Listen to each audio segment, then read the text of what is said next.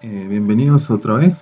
En este práctico vamos a continuar estudiando desde el punto de vista histológico a el tejido conjuntivo y nos vamos a centrar en algunas variedades especializadas del tejido conjuntivo que van a ser básicamente tres: el tejido adiposo, el tejido cartilaginoso y el tejido óseo. Para eso vamos a recurrir nuevamente al Histology Guide. Los preparados que vamos a ver, que coinciden más o menos con los que vemos normalmente en clase, los vamos a sacar del capítulo 3, que es de tejido conjuntivo, y la mayoría van a salir del capítulo 5 de cartílago y hueso. En el primer capítulo, en el de tejido conjuntivo, vamos a buscar dentro de la lista de preparados que tenemos acá, cuando habla de las células del tejido conjuntivo, de las células fijas, habla de los adipocitos y en particular tiene un preparado que dice que es la grasa parda o grasa marrón, pero que lo vamos a usar para ver los dos tipos de tejido adiposo que hay, que corresponden al tejido adiposo pardo, que es este que estamos viendo acá, o la mayor parte de las células que se ven acá y en esta otra masa que hay por acá, y el tejido adiposo blanco, que en este caso es este que se ve por acá, en esta zona.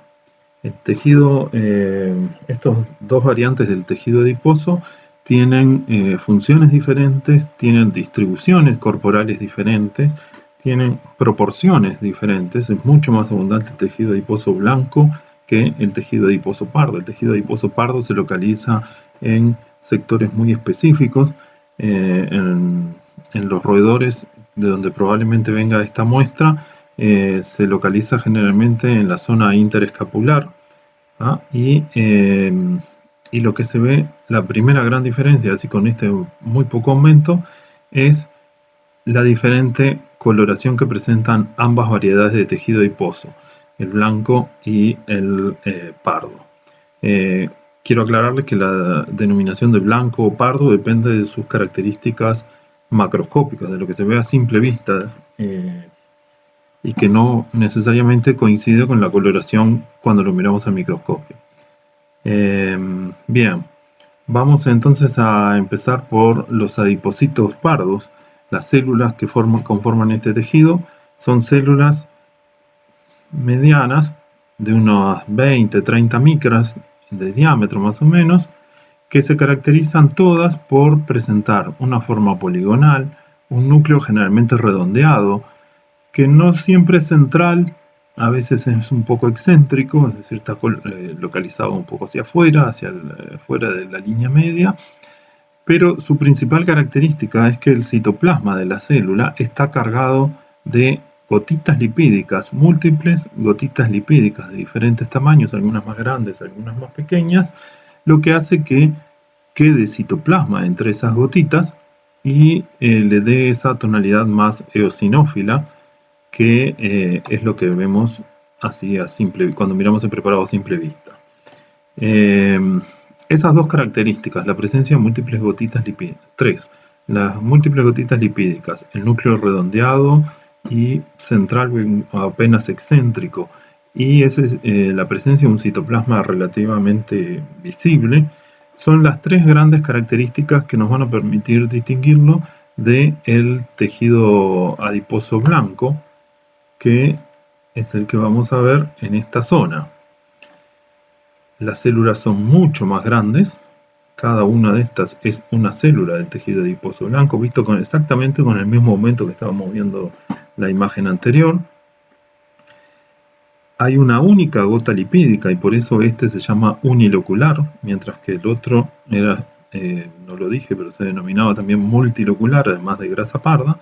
Bueno, esta es la grasa blanca, el adipocito blanco o unilocular, en donde la única gota lipídica grande, enorme que tiene esta célula, desplaza todo el citoplasma hacia la periferia, que forma apenas este hilito, que es lo que logramos ver como límite, y hace que el núcleo de la célula quede comprimido contra un costado de la misma, bien contra la parte periférica.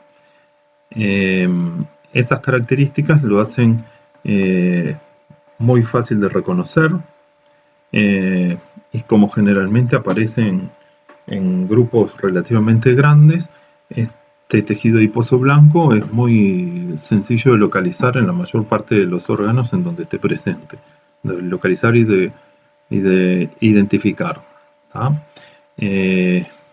Obviamente no hay un lugar que sea puramente de tejido adiposo pardo, sino que siempre hay cierto grado de mezcla. Acá hay células del tejido adiposo pardo mezcladas con células del tejido adiposo blanco. Y si vamos más hacia la zona central, que era donde estábamos, sí, ahí lo que va a haber es predominantemente células del tejido adiposo pardo.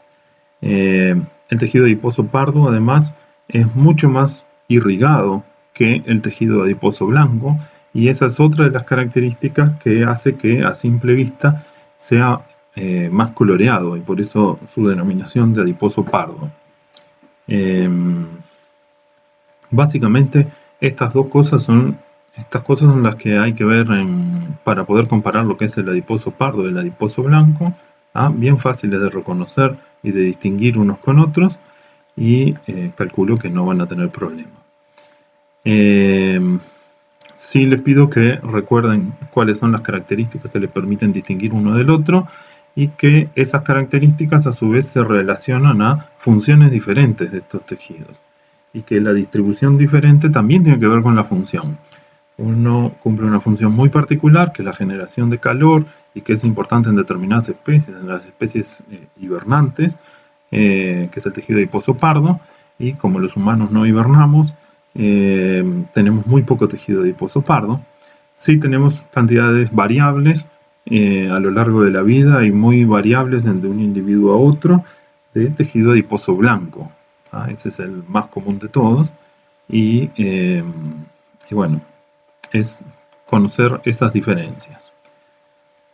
Otra de las variedades importantes que tenemos que considerar del tejido conjuntivo son el cartílago y el hueso.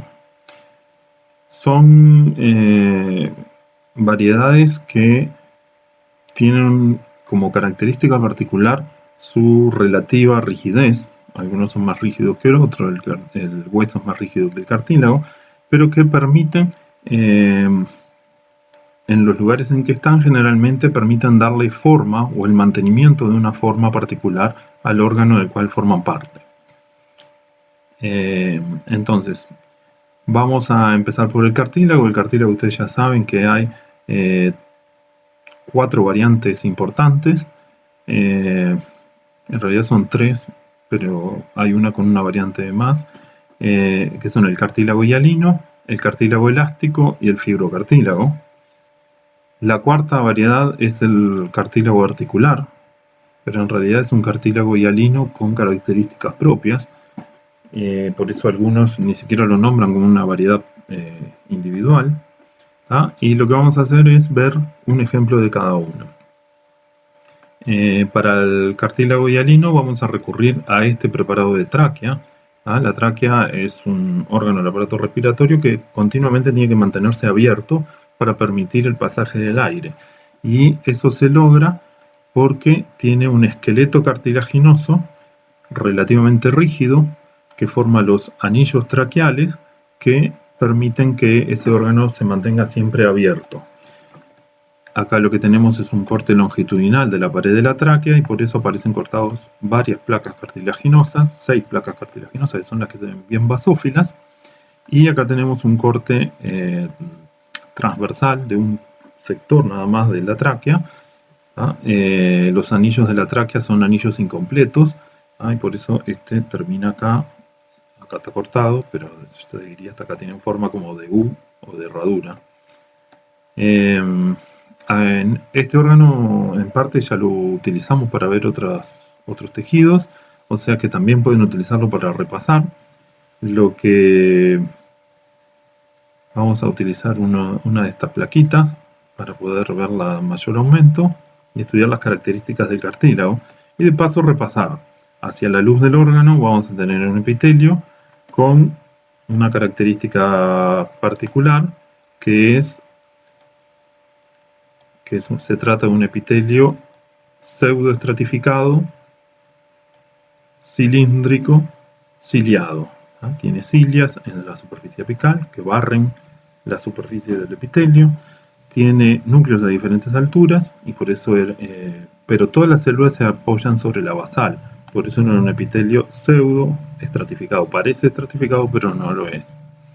Por debajo de ese epitelio hay un tejido conjuntivo que es más laxo pegado al epitelio y más denso cuanto nos alejamos del epitelio. Hay algunas glándulas por ahí. Y enseguida llegamos a la placa cartilaginosa, que lo primero que nos llama la atención es la gran basofilia de esa placa cartilaginosa. En realidad no siempre se ve tan oscura, pero sí es una estructura basófila, en donde sus células, que son estos que estoy marcando acá, denominadas condrocitos, se alojan cada una de ellas en una cavidad, de las cuales generalmente se ve bastante bien la cavidad que recibe el nombre de condroplasto.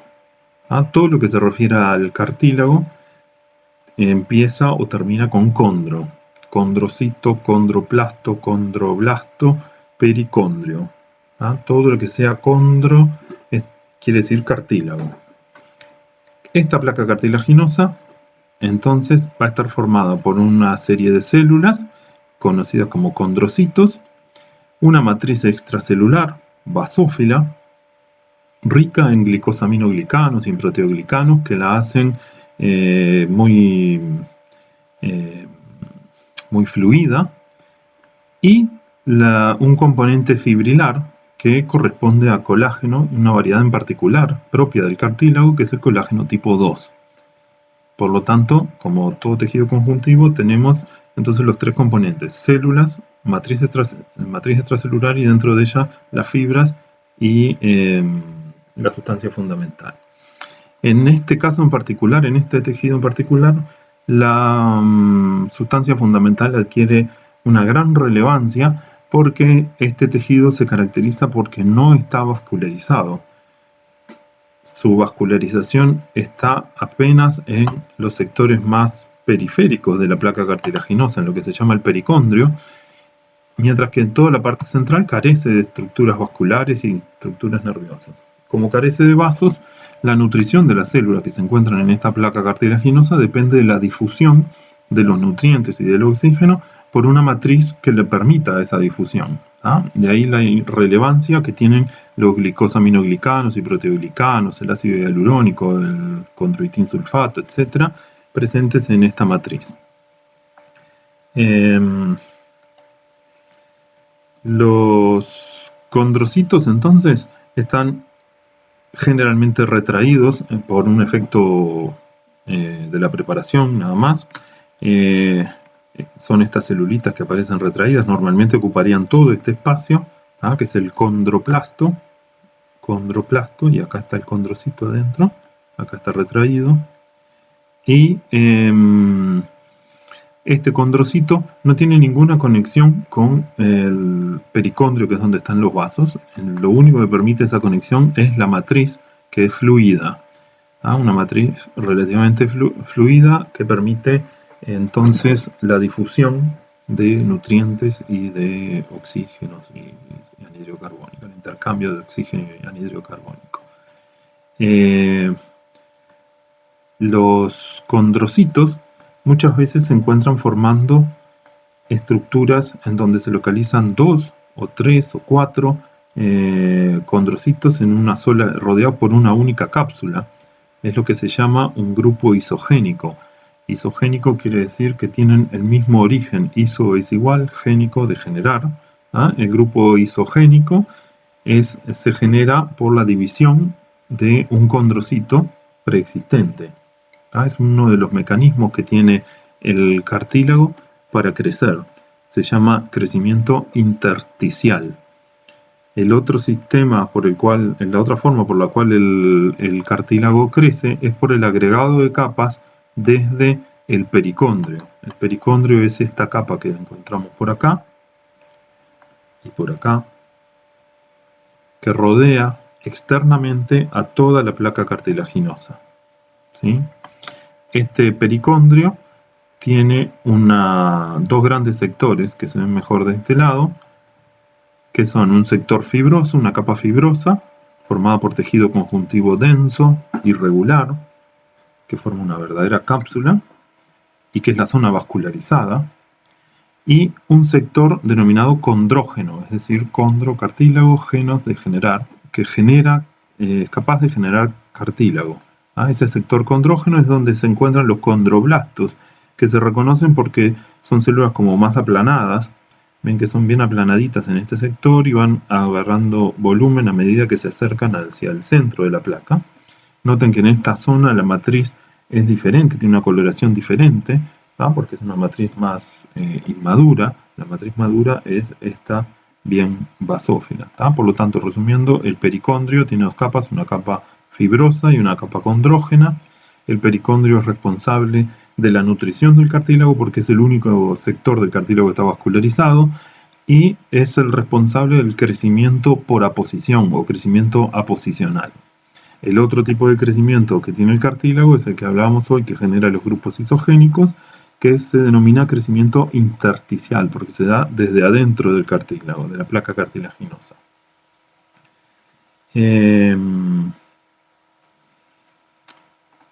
Dentro de si se fijan bien, van a ver que la matriz no es homogénea, sino que hay, bien pegado a los condrocitos, hay lo que se denomina una cápsula, seguido por una matriz territorial más basófila, esta que estoy marcando acá, y entre ellos queda una matriz un poco más débil en su coloración, que se denomina matriz interterritorial. Esas diferencias de coloración lo que hacen es simplemente mostrar diferencias en composición de esa matriz. Hay una distribución diferente de los distintos componentes de la matriz en esos sectores, que lo verán en el teórico o lo tendrán que buscar en el libro. ¿Sí? Bien, esas mismas características las vamos a ver a lo largo de toda la placa cartilaginosa.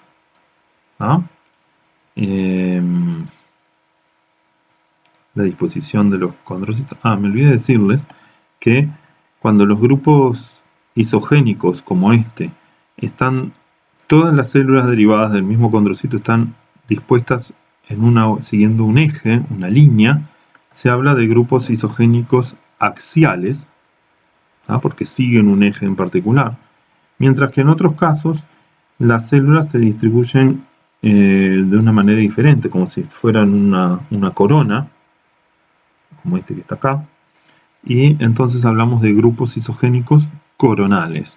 Cualquiera de los grupos isogénicos, recuerden, lo único que hace es indicar que hubo un proceso de crecimiento intersticial, es decir, mitosis de los condrocitos maduros. ¿Sí? Bien, básicamente esto es lo que tenemos para hablar del cartílago hialino. Ahora nos vamos a hablar de otro tipo de cartílago que ya a simple vista en el preparado se ve que es bastante parecido, o llama mucho la atención que es muy parecido en su coloración al que vimos anteriormente. Es el cartílago elástico, y en este caso estamos viendo un corte de la epiglotis.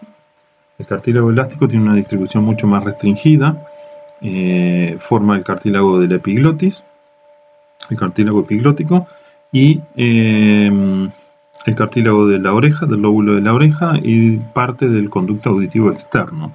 Son los pocos lugares en los que hay cartílago elástico.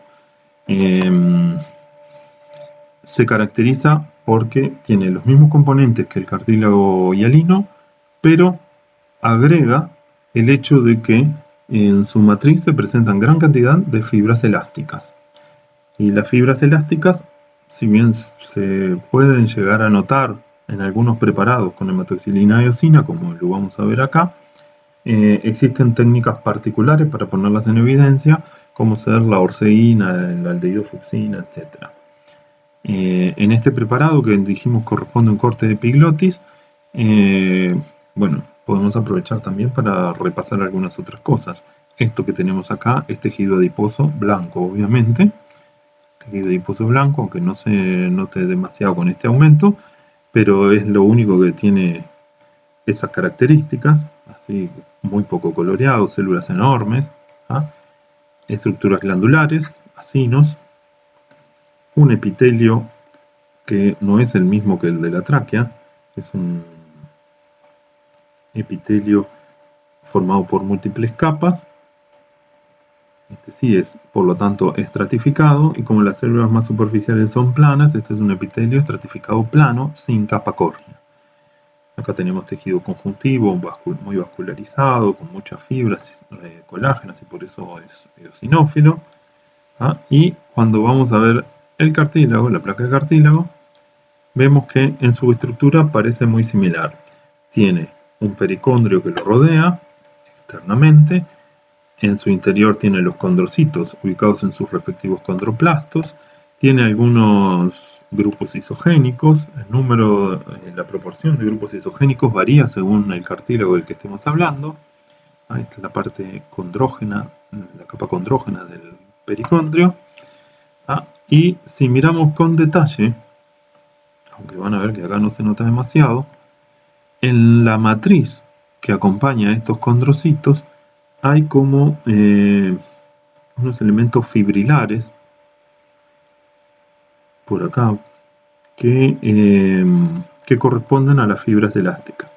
Acá en particular en este sitio hay un preparado que es igual al anterior, pero que está coloreado con la técnica de Bergev, que también es una técnica específica para ver fibras elásticas.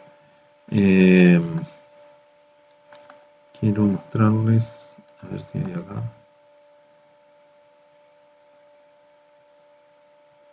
Bueno, las fibras elásticas aparecen de color negro.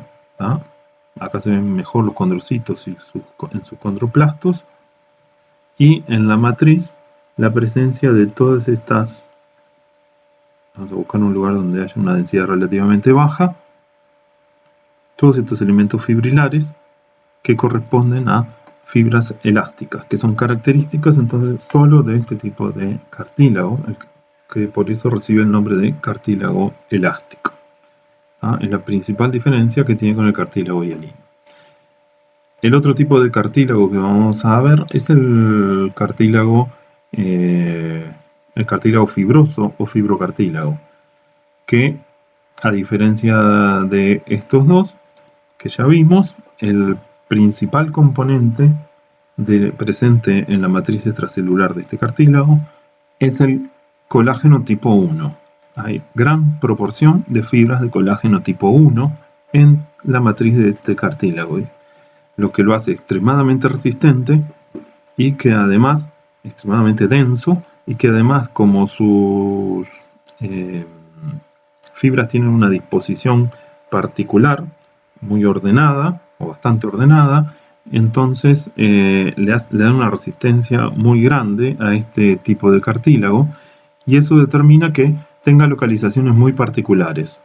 Esta variedad de tejido conectivo denso regular, que es el cartílago fibroso o fibrocartílago, lo vamos a encontrar en los discos intervertebrales, que es lo que estamos viendo acá, un corte en disco intervertebral, en los discos articulares y en los meniscos de la rodilla, en algunos lugares donde se inserta los tendones en el hueso también hay una transición en la cual el tendón transita hacia fibrocartílago y luego se continúa con el periósteo. Y generalmente lo que vamos a ver es lo que estamos viendo ahora, un corte de un disco intervertebral. Como decíamos hoy, lo que tenemos acá son condrocitos, estos que están acá, en su respectivo condroplasto. Generalmente esos condrocitos están solos o forman grupos isogénicos muy pequeños, de 2 células, no mucho más. Se encuentran bastante separados entre sí por una matriz en la que predominan son estas fibras eosinófilas gruesas que corresponden a las fibras de colágeno tipo 1. A veces Los condrocitos se pueden encontrar en pequeños grupos,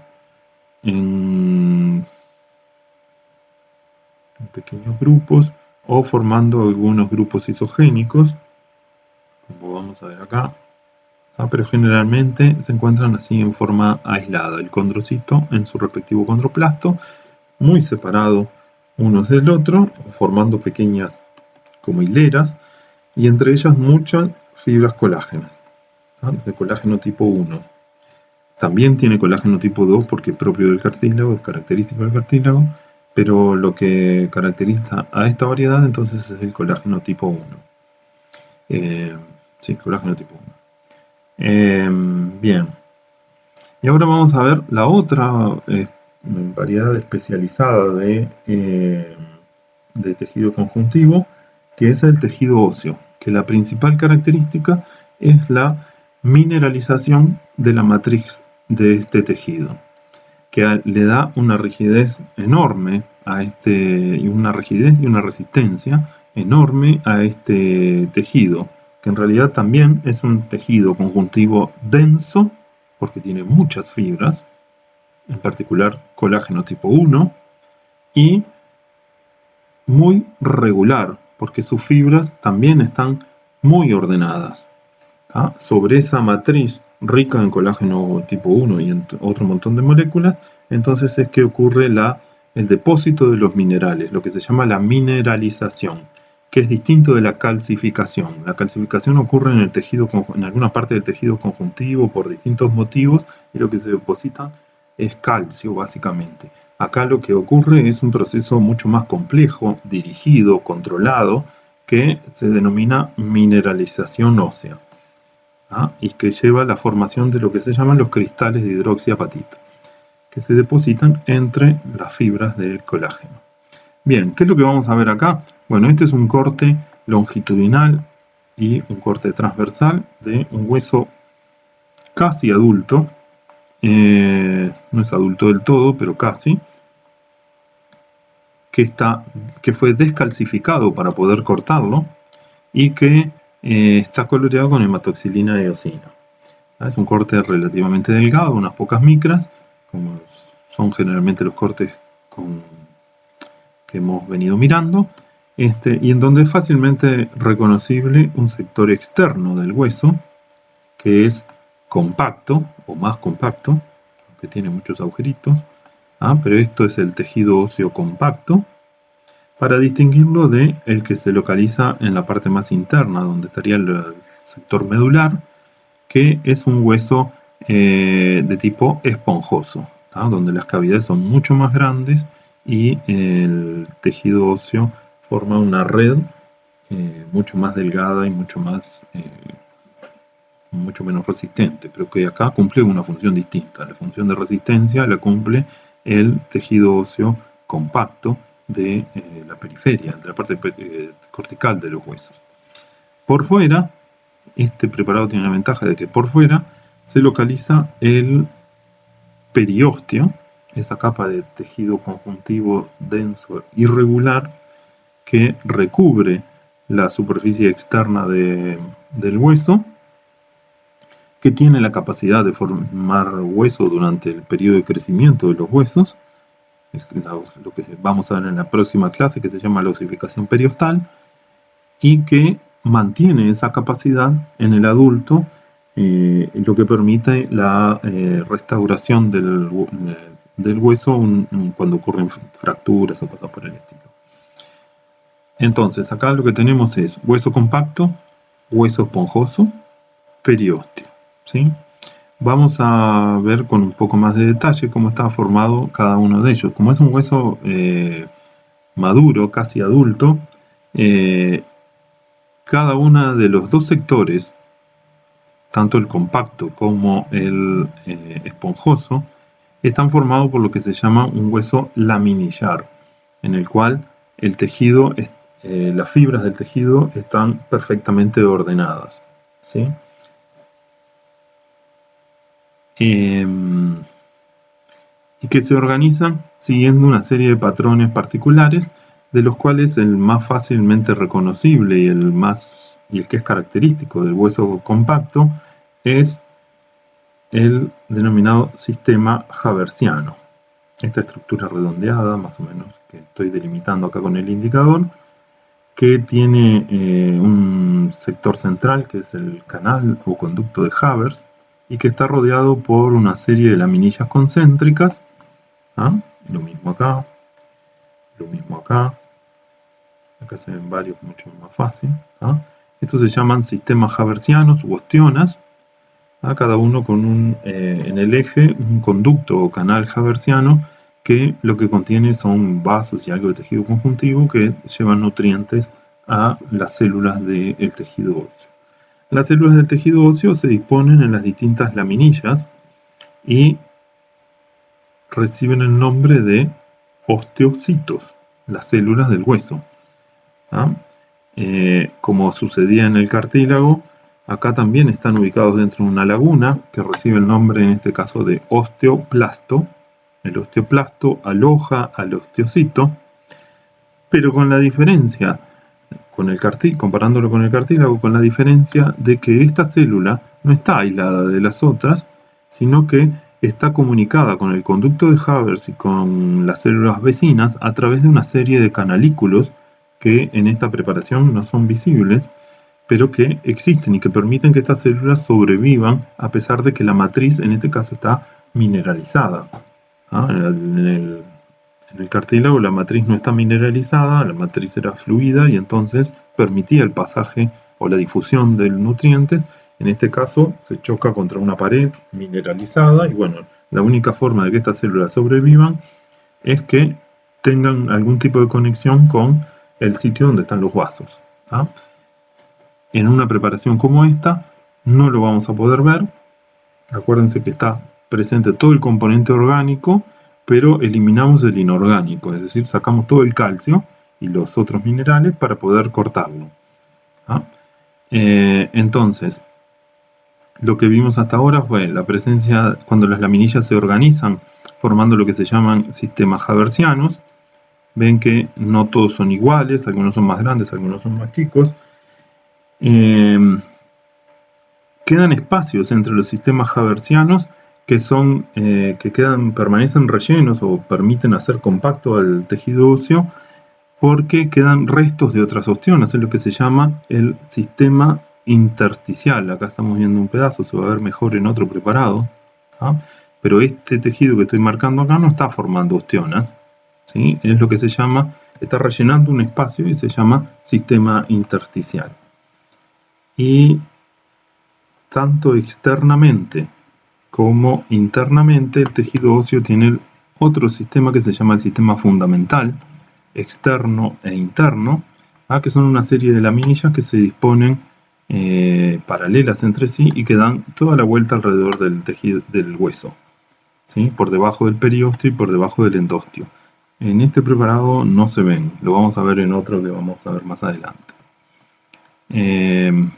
Por acá afuera teníamos entonces el periósteo, tejido conjuntivo denso e irregular, donde se localizan fibroblastos y donde permanecen las células que tienen capacidad osteogénica, que quedan en reposo hasta que sea necesario. En caso de que sea necesario, pueden ser capaces de formar tejido óseo nuevamente. Bien, vamos ahora a mirar el mismo tejido, pero en otro tipo de preparación, en la cual la diferencia es que eliminamos el componente orgánico y nos quedamos solamente con el componente inorgánico. Es lo que se llama un hueso seco. Perdón, es este. Un hueso seco. Es como si uno sale a caminar al campo y encuentra un hueso que quedó por ahí, el hueso sin nada, no hay células en ese hueso, solo queda la matriz inorgánica y la forma de obtener cortes de ese relativamente delgados de ese órgano o de ese tejido es hacer un desgaste que permita conseguir una lámina tan fina que pueda ser atravesada por la luz. Son preparados difíciles de hacer, hay que hacerlos de a uno manualmente y lleva mucho trabajo y bueno, se están perdiendo y están siendo sustituidos por otro que es el que vamos a ver después. Pero les quiero mostrar este porque este sí es un hueso adulto, lo que se llama un hueso seco, ¿no? No está descalcificado, en el cual se hizo un proceso de desgaste para obtener una lámina suficientemente delgada como para que pueda ser atravesada por la luz y vista en microscopio. Y en donde vamos a ver, ven que acá el tejido esponjoso no se ve, esto probablemente sea de la parte media de la diáfisis y por eso ahí no hay, todo esto estaría ocupado por médula ósea y ahí no hay trabéculas casi, ¿ah? No hay hueso esponjoso. En este sector, que es compacto, en realidad ven que está lleno de estructuras vasculares, está muy vascularizado el tejido óseo, y esas estructuras vasculares se comunican con la médula ósea o ingresan desde el periósteo, ¿ah? En puntos particulares. Y acá sí lo que vamos a ver es cómo se organizan esas laminillas de una forma un poco más clara. Vamos a ver las ostionas, que estamos en este sector del preparado. Esto es una ostiona, lo mismo que veíamos en el preparado anterior. ¿Ah? Acá están los osteoplastos, es decir, las cavidades, porque ahora las células no están, las células se murieron antes de hacer la preparación. Esto es el conducto de Havers en la parte central, que tenía conjuntivo y vasos, pero que ahora ya no tiene nada. Y los osteoplastos de en las distintas laminillas. Vamos a ver otro por acá, a ver si se ve. Acá está menos desgastado y entonces parece un poco más grueso, pero tienen otra vez el conducto de Havers, las laminillas alrededor, y se marca bien lo que se llama la línea cementante, es decir, el límite entre una ostiona y el resto del tejido.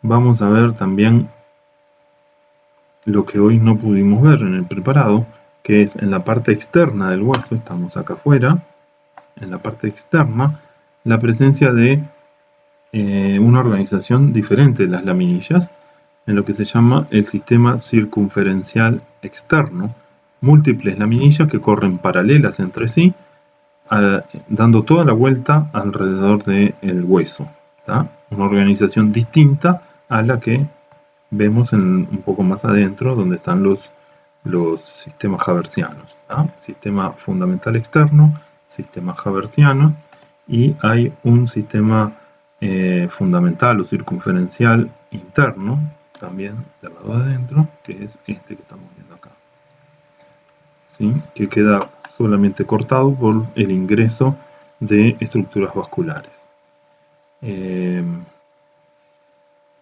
Así como teníamos los conductos de Havers, que contienen vasos en su interior y que por lo tanto recorren longitudinalmente el hueso, también hay una serie de vasos que se extienden de un conducto de Havers al otro y que reciben el nombre de conductos de Volkmann. Los conductos de Volkmann comunican dos conductos de Havers entre sí y permiten que un vaso salte de una ostiona a la otra. Por supuesto, rodeados de matriz ósea mineralizada, ¿no? Y son estos que recorren por acá, que tienen un trayecto más irregular. Los que aparecen así cortados transversalmente son conductos de Havers. Bien.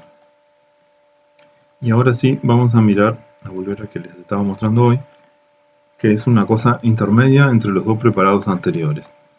Esto también es un corte de un tejido, es un hueso seco obtenido por desgaste, en el cual se hizo una coloración que se denomina la técnica de Smore, que nos permite ver detalles que hasta ahora no habíamos visto, ¿sí? Vamos primero con lo que ya conocemos. sistemas haversianos u ostionas, cada una con su conducto de Havers en el centro, en el eje, rellenando los espacios entre las distintas ostionas quedan lo que se llama el sistema intersticial, que generalmente son restos de ostionas viejas. Ustedes recuerdan que el tejido óseo tiene una remodelación constante, lo que hace que esta ostiona que está perfecta al día de hoy probablemente en unos meses sea destruida y sustituida por una ostiona nueva, lo que permite al hueso adaptarse a los cambios en las fuerzas que tiene que soportar, a los cambios de peso, al entrenamiento, etcétera, etcétera. O a cambios hormonales, como ocurren, por ejemplo, después de la menopausia en las mujeres. Por lo tanto, acá tenemos sistemas haversianos, sistemas intersticiales, y como no tenemos un corte que pase por la periferia, no vamos a ver sistemas fundamentales externos e internos.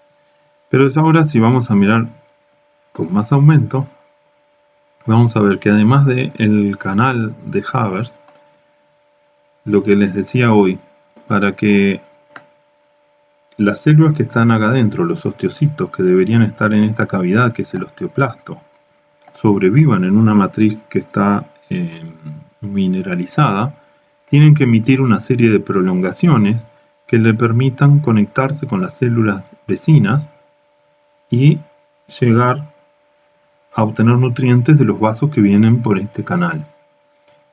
Esta serie de prolongaciones se localizan en lo que se llaman los canalículos. Lo que estamos viendo acá en color negro o oscuro son los canalículos óseos, que cuando el hueso está vivo tienen las prolongaciones de los osteocitos que se conectan con las de otros osteocitos, forman una serie de cadenas, tienen uniones tipo gap que permiten entonces el pasaje de diferentes metabolitos y otras moléculas que no solo le permiten la supervivencia a las células, sino que también de alguna manera controlan su función. Si depositan más huesos, si destruyen un poco del hueso que les rodea, etcétera, etcétera. Esto no es una estructura estática, sino que es una estructura completamente dinámica. Continuamente está sometida a cambios que son controlados por distintas hormonas, factores de crecimiento, etcétera. Y esas señales llegan a través de la sangre, por los vasos que están acá, y traspasan hasta las células a través de las prolongaciones que se localizan dentro de estos canalículos. Si miran con detalle van a ver que acá hay como un límite más oscuro, acá hay otro, acá hay otro, acá hay otro y acá hay otro. Es lo que hablábamos hoy de las laminillas. 1, 2, 3, 4 laminillas probablemente haya en esta ostiona, ¿sí? Bien, esto es más o menos lo que queremos que vean en los preparados, pero además quiero agregar otra cosa que son las micrografías electrónicas. Van a tener además 4 o 5 micrografías electrónicas de los distintos tejidos, de las distintas células que hemos visto hasta ahora, como tenemos esta por acá. Estos es una microscopía electrónica de la matriz del cartílago, del centro de la placa cartilaginosa. Tenemos los condrocitos localizados acá, sí, los vemos bien, no están retraídos, están ocupando todo el condroplasto y por lo tanto la cavidad en sí casi ni se nota. Son células que todavía están activas, tienen mucho retículo rugoso, tienen un núcleo eucromático, por lo tanto probablemente este cartílago esté creciendo. ¿Qué es lo que hacen estos condrocitos durante esta actividad? Bueno, básicamente lo que hacen es sintetizar las fibras de colágeno tipo 2 y el resto de los componentes de la matriz cartilaginosa. Se ven algunos elementos fibrilares que cruzan por la matriz, que normalmente no se ven en las preparaciones histológicas porque tienen el mismo índice de refracción que el resto de los componentes de la matriz y entonces no se notan, no resaltan sobre el fondo. Pero están ahí. Colágeno tipo 2 típico de este tejido. del cartílago. Ahora vamos a ver esta célula. Ahora cambiamos de tejido, estamos en el tejido óseo. ¿Cómo sabemos que estamos en el tejido óseo? Porque aparece este sector extremadamente electrondenso que corresponde a matriz ósea calcificada, mineralizada, ¿sí? Y esto que está acá es el sector no mineralizado de la matriz. Todavía este hueso está creciendo, ¿ah? Este sector del tejido está creciendo, se está formando hueso. Lo que tenemos, este punteado gris oscuro que hay acá, es colágeno, son cortes de fibras de colágeno, ¿ah? Que fueron sintetizados probablemente por esta célula, este osteoblasto. Y esto es un osteoblasto por varias razones. Primero, porque no está completamente rodeado por matriz calcificada o mineralizada, ¿ah? Todavía hay sectores sin mineralizar.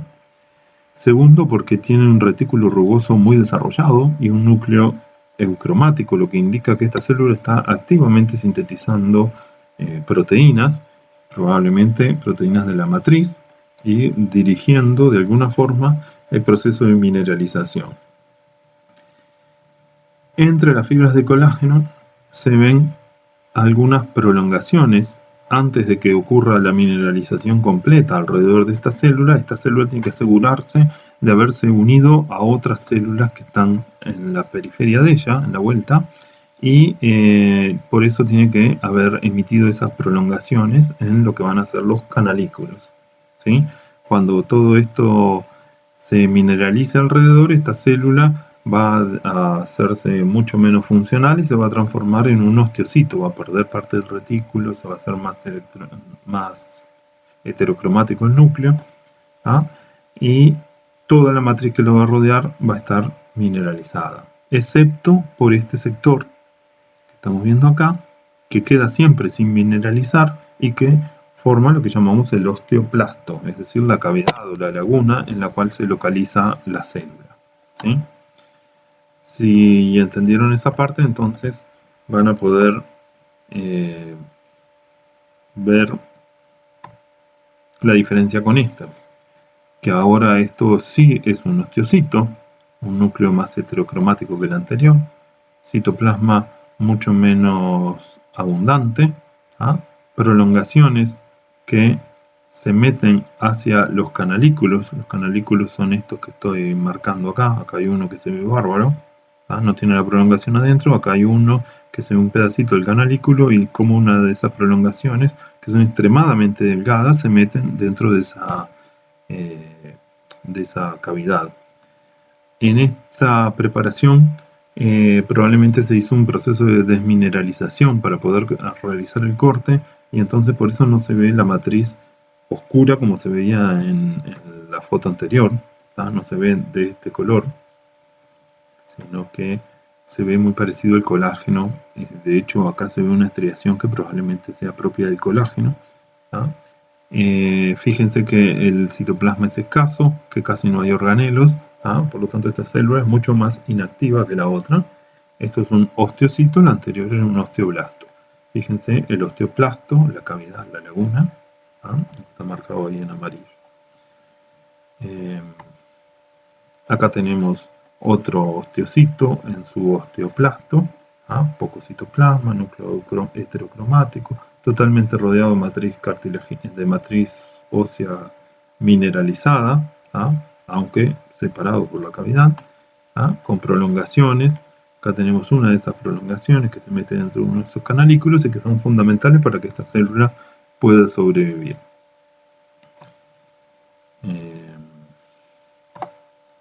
Y por último, el último tipo de célula del que vamos a hablar, que solo vamos a ver micrografías electrónicas y las vamos a ver en los preparados cuando hablemos de osificación, ¿no? En este no tenemos un preparado donde se vean bien. Es el osteoclasto, es la célula encargada de la destrucción de la matriz ósea. ¿Ah? ¿Para qué se destruye la matriz ósea? Para formar nueva, para renovar la matriz ósea. ¿Ah? Esta célula es bien distinta a todas las anteriores, es una célula mucho más grande, es una célula multinucleada, que tiene un origen diferente, se origina a partir de células de la médula ósea que migran por la sangre y llegan al tejido óseo, se fusionan y por eso tienen múltiples núcleos, ¿ah? y que contra la matriz ósea mineralizada forman lo que se llama el borde plegado o borde fruncido, que es el sitio a partir del cual va a ocurrir la desmineralización de la matriz y la degradación de esa matriz, por la acción de una serie de enzimas lisosomales que van a ser liberadas hacia este borde plegado. Bueno, acá tienen una microscopía óptica, acá está el borde plegado, acá están los núcleos. Esta célula es enorme, mucho más grande que cualquiera de las que hemos visto, y lo mismo pero en una micrografía electrónica de transmisión. Bien, si esto es lo último que tenemos para ver, espero que hayan entendido. La idea es que traten de recorrer estos preparados cada uno en su casa y que cualquier duda que tengan se lo consulten a su docente en el foro del grupo correspondiente. Sigan trabajando, cuídense, que de esta vamos a salir tarde o temprano y listo. Bueno, cuídense, nos vemos.